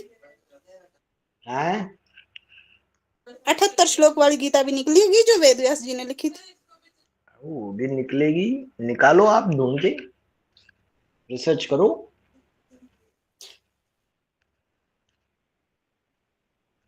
ऐसे ऐसे बैठे हुए हैं दुनिया में, एक से एक विद्वान, लेकिन उनको दिशा नहीं है। हमको दिशा है, डायरेक्शन है हमारे पास, डायरेक्शन देने वाला है हमारा पंडा। लेकिन हम सारे आलसी के आलसी, खाओ पियो ऐश करो संगम युग में, यावत जीवेत सुखम जीवेत तो ऋणम कृत्वा भाई जी गृहस्थं बाबा जीवेत। ने कोई डायरेक्शन दिया उसके लिए? जो 78 श्लोक वाली यो गीता है उसके अरे लिए कोई डायरेक्शन दिया मुरली ने? बाबा ने इतना तो डायरेक्शन दिया ना कि गीता खंडित हो गई। गीता खंडित हो गई। खंडित कब होती है? ओरिजिनलिटी कुछ अलग है पड़ेगी ना। मैक्स मुलर आया, होपकिंस आया, गर्वे आया, इन्होंने क्या बोला कि श्वेता श्वतरो उपनिषद के भी पहले जो भगवत गीता है वो निराकारवादी रचना थी, और ईसा के बाद कृष्ण के उपासकों ने साकार कृष्ण का नाम डाल दिया उसमें। जो पहले शिव प्रधान कविता थी, बाद में वो विष्णु प्रधान कविता बन गई, और फिर कृष्ण प्रधान कविता गद्य बन गया, पद्य से गद्य बन गया वो। ये सारी चीजें साबित करने की है। अभी बोलते नालंदा जला दी, आज से कितना 1100 साल, 11वीं सदी में, मतलब 1000 साल पहले जला दी बोलते। वो सारी लाखों किताबें थी, वो चली गई नालंदा में। आज की डेट में इनके पास कुछ भी, विद्वान पंडित आचार्यों के पास अवेलेबल क्या है? आदि शंकराचार्य की जो टीका है वही अवेलेबल है। उसी के ऊपर वो लोग घमंड है उनको, उसी के ऊपर बड़ी बड़ी बातें करते हैं, बाकी कुछ नहीं। बोलते गीता तो बहुत इजी है, बोलते वेद इंटेलेक्चुअल लोगों के लिए है, बोलते गीता तो साधारण चीज है, खेल है सारा। अभी देखो उनके अंदर जो बैठा हुआ है, इतना जल्दी निकालने के लिए शंकराचार्य ने उस समय कैसे जीता सभी को, उत्तर दक्षिण पूरब पश्चिम भारत का चारों तरफ भ्रमण किया। उस समय जितने शास्त्र थे उसका अभ्यास किया, फिर खुद की टीका की, शास्त्रार्थ किया, सबसे मिले, फिर उसके ऊपर टीका की। अभी शंकराचार्य ने जो परोसा है वही खा रहे अभी सभी विद्वान पंडित आचार्य। उसके पहले क्या था किसी को पता है? नहीं पता है। जो परोसा वही खा रहे। अभी जिसने जैसा परोसा भैया, उसमें नमक कम है, मिर्च कम है, क्या पता किसको। जो परोसा वही है, उसके पहले का पता ही नहीं किसी को। अभी इन लोगों ने जो बोला है, होपकिंस ने, गर्वे ने, मैक्स मुलर ने, इसका पूरा स्टडी करो। बाबा ने तो शॉर्ट में बताया ना, पूरी चीजें, प्रूफ्स, बुक्स, रेफरेंसेस निकालने पड़ेंगे सारे के सारे। किस आधार से बोला उन्होंने, क्या रेफरेंस दिया, वो किताब कौन सी है वो भी ढूंढनी पड़ेगी। तब जाके कोर्ट कचहरियों में हम चीजों को साबित कर सकते हैं। नहीं तो थोता चना बाजेगा ना, अधजल घगरी छलकत जाए। सुप्रीम कोर्ट तुरंत डिसमिस कर देगा केस को। धर्म के मैटर्स में वैसे भी वो लोग पढ़ते नहीं है आज के जजेस। पहले तो सारे भारत भर जब हंगामा मचेगा, एक लहर दौड़ेगी, तब जाके सुप्रीम कोर्ट इस केस को सुनेगा। और राम सेतु के इतने प्रूफ्स देते हैं, इतने आर्कियोलॉजिकल एविडेंसेस देते हैं वो लोग, राम सेतु था करके हजारों प्रूफ्स देते हैं साइंटिफिक। सब कुछ होगा खेल। या तो पहले यही नहीं क्लियर, ये बोलते हैं कि ये मिला, वो मिला, ये इंस्क्रिप्शन मिले, ये 1000 साल पुराने, ये लाखों साल पुराने। ये इनके जो आर्कियोलॉजिकल स्टडीज है, ये कार्बन डेटिंग वाले, इसी में सारा लोचा है, आज का साइंस उसी को मानता है। डायनासोर लाखों साल पुराने, वो द्वारका डूब गई, उसके अवशेष। द्वारिका नाम की कोई नगरी थी नहीं, संगम युग की बात है। हाँ, कोई शहर चला गया होगा समुद्र के अंदर। शास्त्रकारों ने, कवियों ने जो कविताएं लिखी उसको स्थूल रूप में उठा लिया लोगों ने, तो सारा अगड़म बगड़म हो गया। और सबसे बड़ा धुतिया कौन है जिसने सारा ड्रामा क्रिएट किया? कौन है? व्यास। व्यास। तो वही ढूंढेंगे फिर उसको। उन्होंने शास्त्रों में सारा अगड़म बगड़म किया, अपने अपनी कथाएं अपने अपने शास्त्र में लिखी, अपनी अपनी महिमा। तो ये वाल्मीकि रामायण में अलग चीज लिखी है, आध्यात्मिक रामायण में अलग चीज लिखी है, और तुलसीदास कृत रामायण में अलग चीज लिखी है। कलयुग में तुलसीदास कृत रामायण लिखी गई, वाल्मीकि रामायण द्वापर युग में लिखी गई, उसके बीच वाले पीरियड में आध्यात्मिक रामायण लिखी गई। अभी लड़ो एक दूसरे से। राम वाली आत्मा ने खेल किया सारा, उसकी आत्मा की जैसी अवस्था है, उस समय का जो समय है उसके अनुसार उसने अपनी महिमा लिखी काव्य के रूप में। कई जाने कवि, कई जाने रवि, या तो उसको वो कवि खुद समझ सकता है उसकी गहराई को, या ज्ञान सूर्य रवि शिव समझ सकता है। लेकिन लोगों ने अपने अपने तरीके से उसको समझा, अपने अपने तरीके से उसको इंटरप्रिटेशन किया, वो किताबें छापी, सारा अगड़म बगड़म हो गया खेल। भाई जी ओम शांति। तो यहाँ पर एक प्रश्न उठता, जो ये जो झगड़ा होगी ना आगे चलकर, जो सुप्रीम कोर्ट का जो चीफ जस्टिस, तो वो तो जब दुनिया में सब घोर तरह झगड़ा होगा, लड़ाई होगा, तो अभी उसको पास तक पहुंचेंगे। लेकिन उसको तो परसेप्शन होना चाहिए ना, परसेप्शन चाहिए, थोड़ा सा ज्ञान, ईश्वरीय ज्ञान, या सब उसको बोले ना बेनिफिट ऑफ डाउट कहते हैं ना, उसको अब पहचान चाहिए ना। तो नहीं तो वो तो शस्त्र ज्ञान से कुछ नहीं फायदा होगा, कैसे विचार होगा? ओ भैया, बेनिफिट ऑफ डाउट जो है ना, ये कंसेप्ट क्रिमिनल केसेस का होता है, ठीक है, उसका संबंध इधर नहीं है। बेनिफिट ऑफ डाउट ये क्रिमिनोलॉजी का कंसेप्ट है, क्रिमिनल केसेस में यूज होता है। तो फिर भी जो परसेप्शन होगा, जो परसेप्शन, उसका धारणा, तो बाबा ने बोला है ना, इन मुरलियों के पत्तों को लेके लड़ाई होगी आगे चल के। इस साइड 10 वकील, उस साइड 10 वकील खड़े होंगे, दोनों पार्टियों के।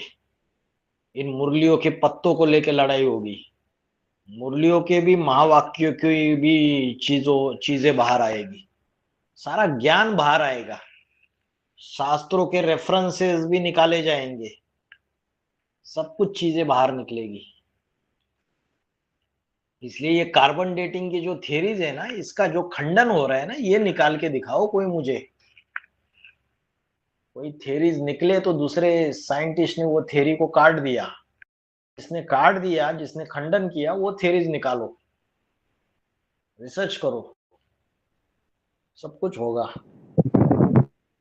कार्बन डेटिंग क्या चीज है? कार्बन डेटिंग उसके लिए अलग से एक सेशन ले लेंगे। कार्बन डेटिंग तो वो है ना कि जो पुराने जो अवशेष है फॉसिल से, चाहे प्राणी है, चाहे मकान दुकान है, जैसे सिंध घाटी की संस्कृति, वहां के मकान मिले उनको, वहां के ईंट पत्थर मिले, तो कार्बन के रेज उसके ऊपर अप्लाई करके उससे ये पता चलता है कि ये जो फॉसिल्स है, इसके जो अवशेष है, वो कितने साल पुराने हैं, उसको बोलते हैं कार्बन डेटिंग। उसमें तो अनुमान हो जाता है ना। और वो तो बोलते हैं ये साइंटिफिक है सारा का सारा, आप बोलते हो अनुमान है। आपको पहले उस कार्बन डेटिंग की स्टडी में गहराई में जाना पड़ेगा, तब आप उसके लैक्यूनेट्स, उसके फ्लॉज निकाल सकते हो। डायरेक्टली ऐसा बोलने से नहीं होता है। आज लोग उल्टा एविडेंसेस शास्त्रों के भी साइंस के आधार पे कलेक्ट कर रहे हैं। साइंस और स्पिरिचुअलिज्म, बाबा ने बोला है दोनों एक पॉइंट पे आके मीट हो जाएंगे एक दूसरे को, तब जाके बाप की प्रत्यक्षता होगी दुनिया में। अरे भैया इसको कहते थे अभी इसको तो कहते फिलोसॉफी, इसको तो अभी कहते फिलोसॉफी आफ्टर ऑल। आप तो कुछ नहीं है ना। अभी खेल ऐसा है कि हमको सिर्फ मुरली का ज्ञान पता है, हमें साइंस का ज्ञान पता नहीं है। तो साइंस और स्पिरिचुअलिज्म को, साइंस तो अपनी इसमें जोरदार आगे जा रहा है, और स्पिरिचुअलिज्म के जो प्रिंसिपल्स है बाबा के, वो साइंस में भी फाइंड आउट हो रहे हैं। अभी ऐसे साइंटिफिक बुद्धि वाले लोग चाहिए अपने साथ, जो साइंस के प्रिंसिपल्स को अपने स्पिरिचुअल चीजों से टैली करके दिखाए। जब वो दोनों चीजें टैली हो जाएगी तो दुनिया में ज्ञान प्रत्यक्ष हो जाएगा। दुनिया में तो ये तो गायना है, जहां पर साइंस के एंड होता वहां से फिलोसॉफिकल स्टडी अर्थात जो स्पिरिचुअलिज्म वहां से शुरुआत होता है, ऐसा ही तो गायन आता है ना। ऐसा गायन नहीं है, साइंस और स्पिरिचुअलिज्म दोनों एक पॉइंट पे आके मिलेगा।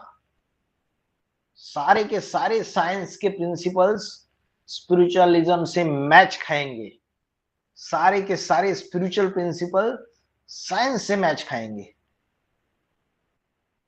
सूक्ष्म शरीरधारी को वो लोग बोलते सब एटॉमिक पार्टिकल्स, हम बोलते ज्योति बिंदु शिव, वो बोलते गॉड पार्टिकल। सारे सारे इन्वेंशंस हो रहे हैं, अभी फास्ट जा रहा है सब कुछ। वायरलेस कम्युनिकेशन निकाला उन्होंने, हम बोलते हैं आत्मा एक दूसरे से कम्युनिकेट कर सकती है। अमेरिका में बैठा है बच्चा और माँ बैठी है दिल्ली में, एक दूसरे से वाइब्रेशन से, फ्रीक्वेंसीज, सारी कम्युनिकेशन हो सकते हैं। और निकोला टेस्ला ने जो इलेक्ट्रोमैग्नेटिक थ्योरी निकाला, उसमें जो वायरलेस कम्युनिकेशन की बात निकाली, वो सारी फ्रीक्वेंसी, इलेक्ट्रोमैग्नेटिक वेव्स इसके ऊपर डिपेंड करती है। उसने उसको साइंटिफिकली, मैथमेटिकली फॉर्मूले के आधार से प्रूव करके दिखाया चीजों को, और इतनी बड़ी टेक्नोलॉजी डेवलप हो गई। और स्पिरिचुअलिज्म के जो आत्मा के प्रिंसिपल्स है, उससे वो सारे प्रिंसिपल्स कनेक्टेड है। अभी बात है उस साइंटिफिक स्टडी का एज इट इज टैली करना पड़ेगा ज्ञान से, तब जाके समझा सकते हैं दुनिया को। सब कुछ होगा खेल, 3-4 साल में ही खेल करेंगे भाई जी। दुर्गादास भाई टेंशन मत लो। हाँ बताइए। ठीक ठीक। भाई जी, लौकिक अलौकिक और पारलौकिक बाप कौन कौन से हैं? आप बताइए कौन से। मैं बताऊं, लौकिक बाप माना, जैसे बाबा बोलते हैं ना मुरली में कि हमारा अभी नया जन्म हुआ है ना, हमारा पूरा जन्म तो खत्म हो चुका है, तो हम नया जन्म लिया है, तो उस हिसाब से हमारा जो लौकिक बाप हो गया वो हो गया प्रजापिता। और जो हमारा अलौकिक बाप है वो है सूक्ष्म वतनवासी, यानी कि जो इस लोक का नहीं है, तो ब्रह्मा बाबा। और जो पारलौकिक बाप है वो है शिव सुप्रीम सोल। अच्छा, मुझे तो यही समझ में आया। हमने तो भाई इसको ऐसे समझ रखा कि लौकिक, जहाँ हमारा लौकिक में जन्म हुआ है, जो बाबा हद की बात बोलते हैं, और राम बाप हैं, और पारलौकिक वो ऐसा समझा।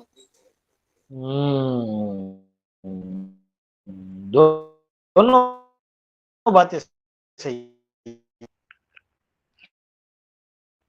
बाबा ने दोनों बातें। जब आप ज्यादा सूक्ष्मता को पकड़ते हो तो ज्ञान में आने के बाद आपका नया जन्म होता है, माता पिता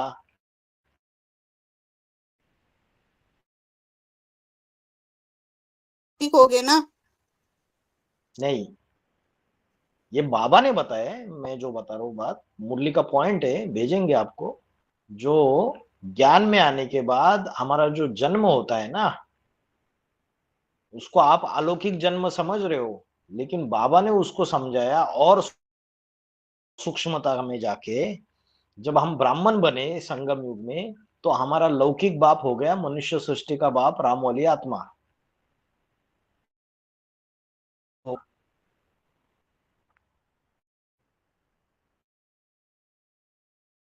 वो सभी का हुआ कि जिन्होंने उनसे प्रेरणा ली उन्हीं का हुआ?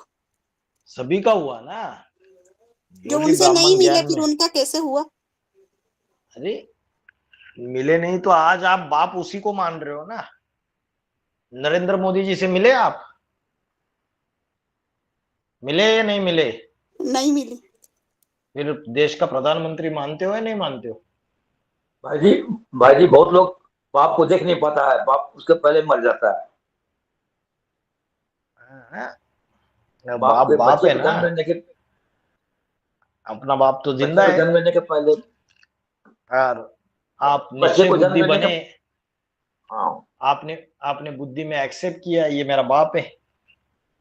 आपकी बुद्धि में आपने एक्सेप्ट किया, भट्टी में गए, निश्चय पत्र लिख के दिया, बाबा को देखा, बाबा की बातें सुनी, आप खुश हो गए कि भगवान मेरे को मिल गया। मनुष्य सृष्टि का बाप जो है, इससे आपका जन्म हुआ। हाँ जी, हमने मानना है उनको, लेकिन देखा तो नहीं ना। बस साकारी, आकारी और निराकारी। फिर तो आगारी कैसे हुआ? आकारी जो शंकर है वो क्या है? शंकर है फरिश्ता, इसका फर्श की दुनिया से कोई रिश्ता नहीं है। तो वो जो अवस्था है वो हमारा अलौकिक बाप है, या उसको आप पर ब्रह्म बोलो, पर ब्रह्म। और जो पारलौकिक बाप है, जो सर्व आत्माओं का पिता है, वो है शिव। इस तरीके से भी बाबा ने क्लैरिफिकेशन दिया है, मुरली का पॉइंट है। और जो आपने बोला वो क्लैरिफिकेशन पहले देते थे बाबा, कि लौकिक पिता जो इस शरीर को जन्म देने वाला पिता, अलौकिक पिता राम बाप, और पारलौकिक पिता पहले का शिव। ज्ञान जो था वो सात्विक था। ऐसे नहीं बोलेंगे, कभी कभी कोई ज्ञान में रिफाइनिंग भी कराई बाबा ने अवस्था के अनुसार परिवार के। पहले पहले थोड़ा चॉकलेट दे दिया, फिर ज्ञान की गहराई समझाई और एडवांस में भी, तो बच्चे थोड़े ये हो जाएंगे। पहले ये बात थी कि सोमनाथ में जो शिवलिंग था उसके ऊपर जो लाल कलर का जो बिंदु हीरा। बिंदु था वो शिव की यादगार थी, और लिंग जो है वो मुकर्ररधारी की यादगार है। बाद ये तो में अभी परसों चौथ की मुरली में भी बोल रहा है ये बात तो। बाद में 2015-16 में जो वानियां चली उसमें रिफाइनिंग कर दिया। बाबा ने बोला शिव ना पूज्य बनता है ना पुजारी बनता है।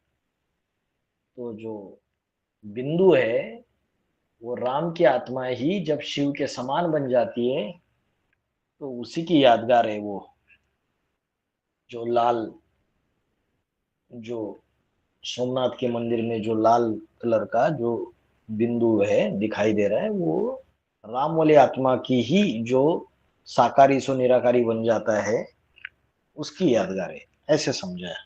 तो रिफाइनिंग तो किया है, कई सारी चीजें रिफाइन हुई है। ठीक है। लेकिन भाई जी ऐसे हो जाता है कि जो पहली पहली बार जो बात बुद्धि में बैठा दी जाती है फिर वही रहती है बुद्धि में, तो दूसरी को मारने का दिल नहीं करता। स्टूडेंट जो होता है ना उसको हमेशा अपडेटिंग एटीट्यूड होनी चाहिए, अभ्यास की एटीट्यूड होनी चाहिए। चीजें कभी कभी बुद्धि पढ़ाई करते करते सूक्ष्म होती जाती है और गहराइयां समझ में आती जाती है।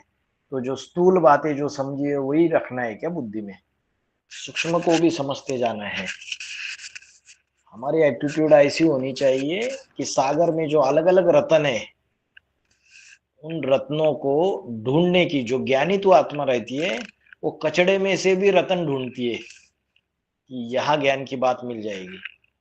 घर में कबाड़े में किताबें पड़ी हुई है और ऐसे उसको पढ़ते पढ़ते भी कोई ज्ञान की चीज ढूंढ लेते हैं ढूंढने वाले। तो हमेशा हमारा काम है अलग अलग वाणियों में कौन सी बात सूक्ष्म है, कौन सी थोड़ी स्थूल है, कौन सी और ज्यादा स्थूल है, सारा पकड़ना आना चाहिए, बुद्धि को ग्रहण करना है।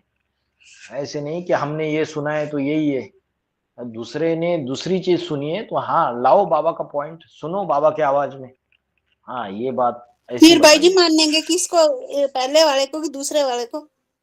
दोनों चीजों को अगर उस मानी पर जाती है। बहस हो जाए तो फिर किसको मानेंगे? अरे मैंने बोला ना, हर चीज बहुत सूक्ष्म में होती है, फिर थोड़ी सी स्थूल में होती है, फिर और स्थूल में होती है। तो सारी चीजें अपने अपने कॉन्टेक्स्ट के अनुसार सही होती है। जिसकी बुद्धि ज्यादा सूक्ष्म है वो तो सूक्ष्मता को पकड़ लेगा, तो उसके लिए इसलिए बाबा ने बोला है, एक मुरली में बोला लौकिक संबंधियों से ना कुछ पूछना है ना उनकी मत पर चलना है, और दूसरी मुरली में बोला लौकिक और अलौकिक का बैलेंस करके चलना है। अभी कौन सी बात मानोगे आप? मैं तो मानूंगा लौकिक संबंधियों से ना कुछ पूछना है ना उनकी मत पर चलना है। जब से ज्ञान में आया मैंने यही पॉइंट माना, बैलेंस वाली बात कभी मानी ही नहीं।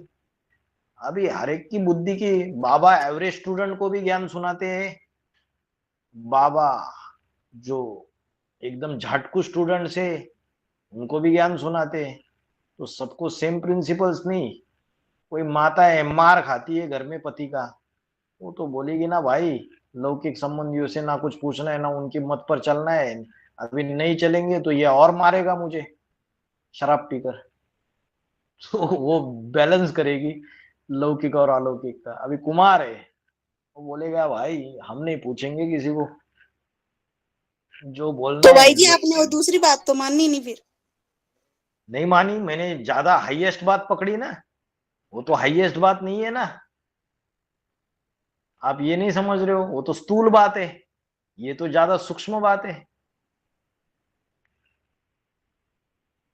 एक मुरली में बोला हंस और बगुले साथ में नहीं रह सकते, और दूसरी मुरली में बोला 100 बगुले के बीच एक हंस अपनी मस्ती में रहे।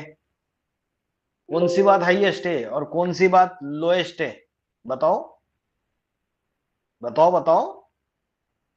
साधारण 100 पुरुषार्थी के बगुले लिए के बात बीच है। में। हाँ, जो साधारण पुरुषार्थी है जिसकी खुद की अवस्था ही बैटरी डिस्चार्ज होके पड़ी हुई है, उसको बोला हंस और बगुले साथ में नहीं रह सकते। जो हाई लेवल का पुरुषार्थी है उसको बोला 100 बगुलों के बीच में रह के भी एक हंस अपनी मस्ती में रहे। रफ एंड टफ लाइफ उसका, उसको टेंशन थोड़ी है। ये बगुले खाते तो खा दे, मेरे साथ में बैठ के खाए गंद, मेरे साथ में बैठ के करना है जो करे, मेरे ऊपर कुछ असर नहीं होने वाला है। ये स्टेज है उसकी। समरथ को नहीं दोष गुसाई, रवि पावक जल सबकी नाई। ज्ञान सभी तरीके का है माता, ऐसे नहीं है। एडवांस अच्छा में भी मेरा एक एडवांस लास्ट ज्ञान है। क्वेश्चन है भाई जी। आपने बोला कि रात भाई भर जी, अंडे पकाए ये फिर भी जो कच्चे के लौकिक कच्चे रह गए। अलौकिक और पारलौकिक बाप के बारे में ना 2019 में उस समय महावाक्य चलते थे मूल्यों के, तो उस समय बताते थे बाबा कि लौकिक बाप जो है प्रजापिता ब्रह्मा के लिए लागू किया गया, और अलौकिक बाप वो महादेव के लिए यानी शंकर के लिए लागू किया गया है। अलौकिकता है उसमें। और पारलौकिक जो है वो शिव बाबा के लिए लागू किया गया।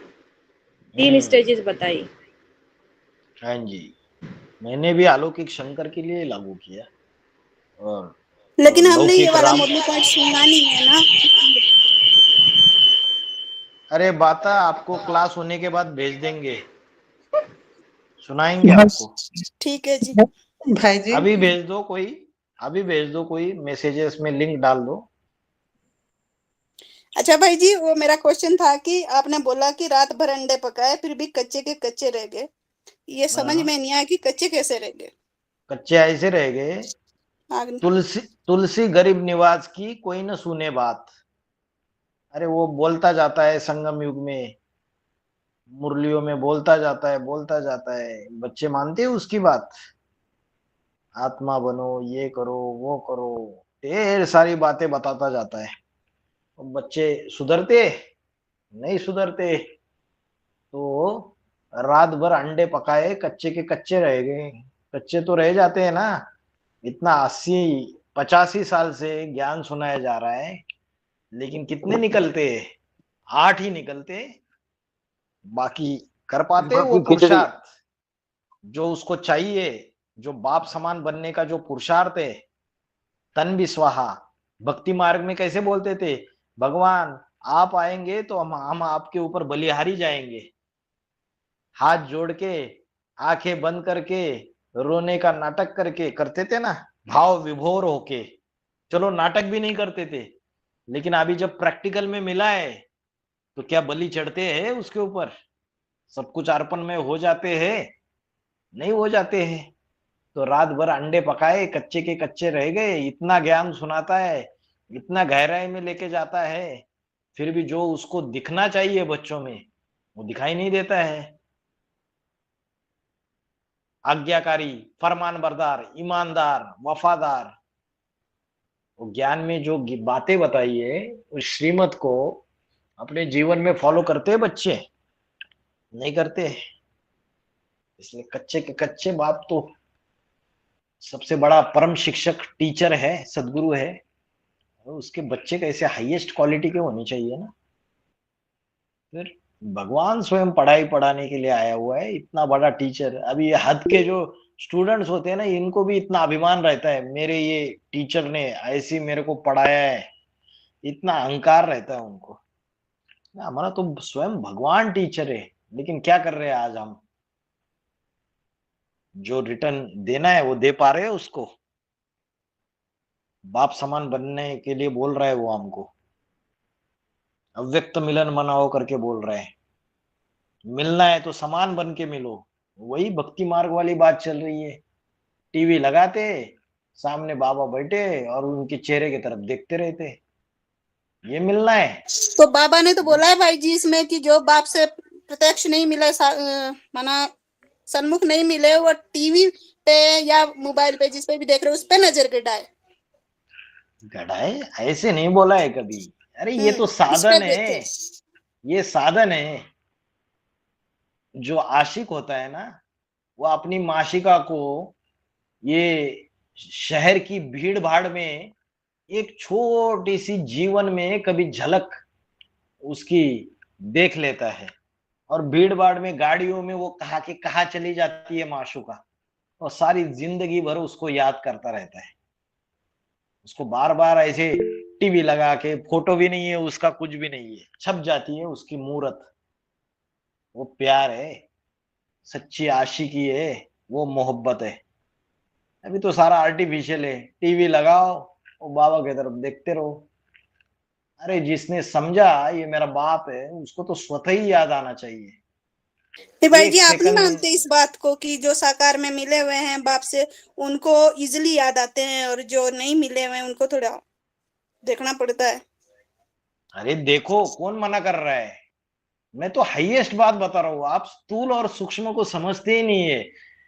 अभी लेवल की बात बता रहा हूँ। अभी लेवल आई नहीं तो करना पड़ेगा, आधार लेना पड़ेगा, लेकिन उससे भी परे जाना है हमको, इस साधनों से भी ऊपर उठना है। ये बात बता रहा हूं मैं, हाईएस्ट की बात बता रहा हूं। ऐसी प्रीत जोड़ो, उसको मिलना है तो समान बन के मिलो। और इससे मिलना बिलना कुछ नहीं होता है माता जी, मैं आपको बता रहा हूं। आपने उनको देखा है ना, वो एक आत्मा है, कॉन्शियसनेस है इसी सृष्टि में, कहीं ना कहीं गुप्त भी है। तो आप, बाबा ने बोला है, अपन को आत्मा समझोगे तो परमात्मा बाप तुमसे दूर नहीं है। आप खुद आत्मा बन के देखो, अपनी सारी कट उतार दो देहाभिमान की और भ्रुकुटी के बीच में टिक जाओ। जब आपकी वो स्टेज बनेगी ना, एक सेकंड में ऐसी बाबा की पावर मिलेगी, ऐसे लगेगा कि मेरे बाजू में है पूरा, और ऐसी पावर मिलेगी ना वो, तब आपको समझ में आएगा कि ये मिलन है असली। जो रोज हम टीवी के ऊपर देखते बैठते थे वो मिलन नहीं था, ये असली मिलन है। और उसके लिए जरूरी नहीं है, मैंने जैसे नरेंद्र मोदी जी का एग्जाम्पल दिया, लोगों को तो सपने में भी आते, अभी टीवी में देखते, इधर देखते, उधर देखते, न्यूज़पेपर में फोटो देखते। बाबा को हमने कितना देखा है, टीवी में देखा है, इधर देखा, व्हाट्सएप पे देखा।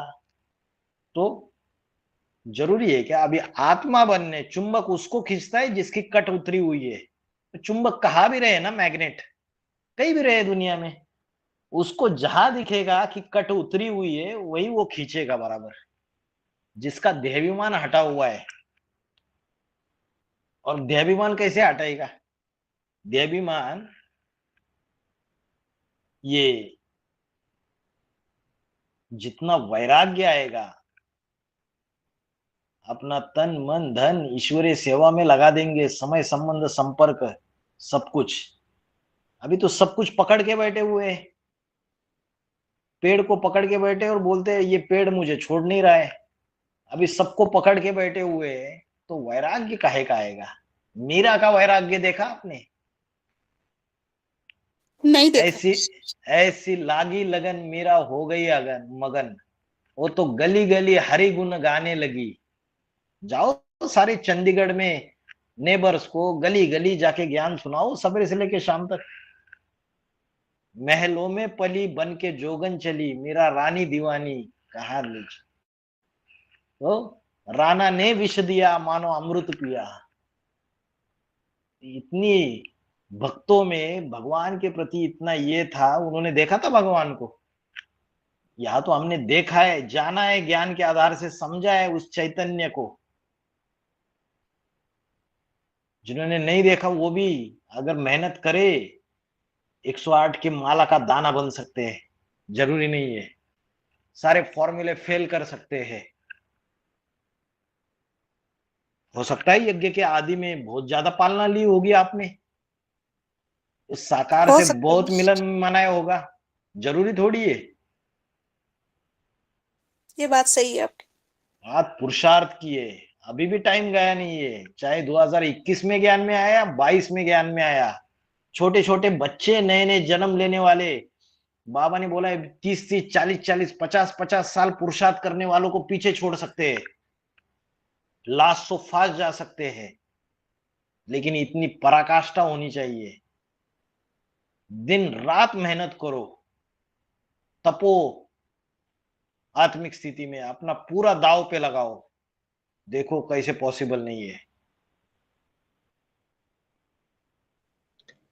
भाई जी, अष्टदेव पाठधारियों के जो अभी ग्रुप बन रहे हैं, उनमें जो आत्माएं जुड़ी हैं, वो उनका यही मानना है कि हम इस ग्रुप से जुड़े हैं तो सूर्यवंशी ग्रुप से जुड़े हैं तो हम सूर्यवंशी बच्चे हैं।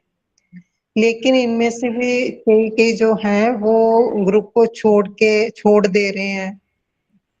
तो मेरा प्रश्न ये है कि जो छोड़ दे रहे हैं वो दूसरे ग्रुप में जा सकते हैं, जैसे रत्नों के प्रभाव में आ सकते हैं क्या? या बाकी जगह धक्के खा के यही वापस आएंगे तो प्रजा क्वालिटी में चले जाएंगे? प्रजा क्वालिटी में चले जा सकते। बाबा ने बोला है जो कच्चे कच्चे है ना, जब फाउंडेशन पड़ता है तब जो दिरमुट चलता है ना, तो कोई कोई पत्थर जो है ना, जो कच्चे कच्चे पत्थर है वो इधर उधर खिसक जाते हैं, और जो पक्के पक्के पत्थर है जो मजबूत है वो और अंदर धस जाते हैं फाउंडेशन में एकदम पक्के। तो अष्टदेव का भी जब परिवार तैयार होता है तब भी फाउंडेशन पड़ता है, और तब भी दिरमुट चलती है। वो दिरमुट माया की दिरमुट होती है, दुरमुट ऐसी चलती है, ठोका जाता है, सारे पत्थर डाले जाते हैं और जोर जोर से ऊपर से दुरमुट चलाया जाता है।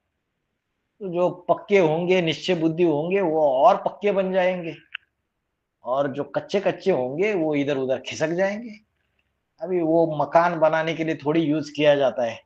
बाद में जब देखा कि अरे इनका तो बहुत नामी ग्रामी हो गए, इनका तो संगठन बढ़ गया, ऐसा ऐसा हो गया, फिर अवसर देख के फिर जहां देखी तवा बारात वहां बिताई सारी रात। ऐसे अवसरवादी भी है, तब फिर से आएंगे, हो सकता है यही फिर से आएंगे, और अभी नहीं किया तो बाद में सहयोगी बनेंगे, और फाउंडेशन का पत्थर नहीं बने तो कंगूरा बन जाएंगे बिल्डिंग का ऊपर का। ये भी हो सकता है। मतलब जो यहाँ से छोड़ के जाने वाले हैं वो दूसरे ग्रुप में, रत्नों के या दूसरे अष्टदेवों के ग्रुप में नहीं जा सकते, उनको धक्के खा के वापस यही आना, मैंने इतना समझा। नहीं, यहां भी जब मल्टीप्लिकेशन हो जाएगा तो देखेंगे तो पछतावा आएगा, फिर आके यही पुरुषार्थ करेंगे तो ऊपर का कंगूरा बन सकते हैं, या तो फिर यहां से टूट गए, ईंट कच्ची रह गई तो दूसरों के प्रभाव में भी, जो विधर्मी आत्मा है उनके प्रभाव में भी जा सकते हैं। दूसरे दूसरे ग्रुप्स के, वो भी हो सकता है। हाँ जी, सारी मेरा चीजें प्रश्न पॉसिबल है, अच्छा सारी ठीक चीजें है। पॉसिबल है। अभी जिसका पार्ट जैसा है वैसा ही प्ले करेगा, एक्यूरेट हो।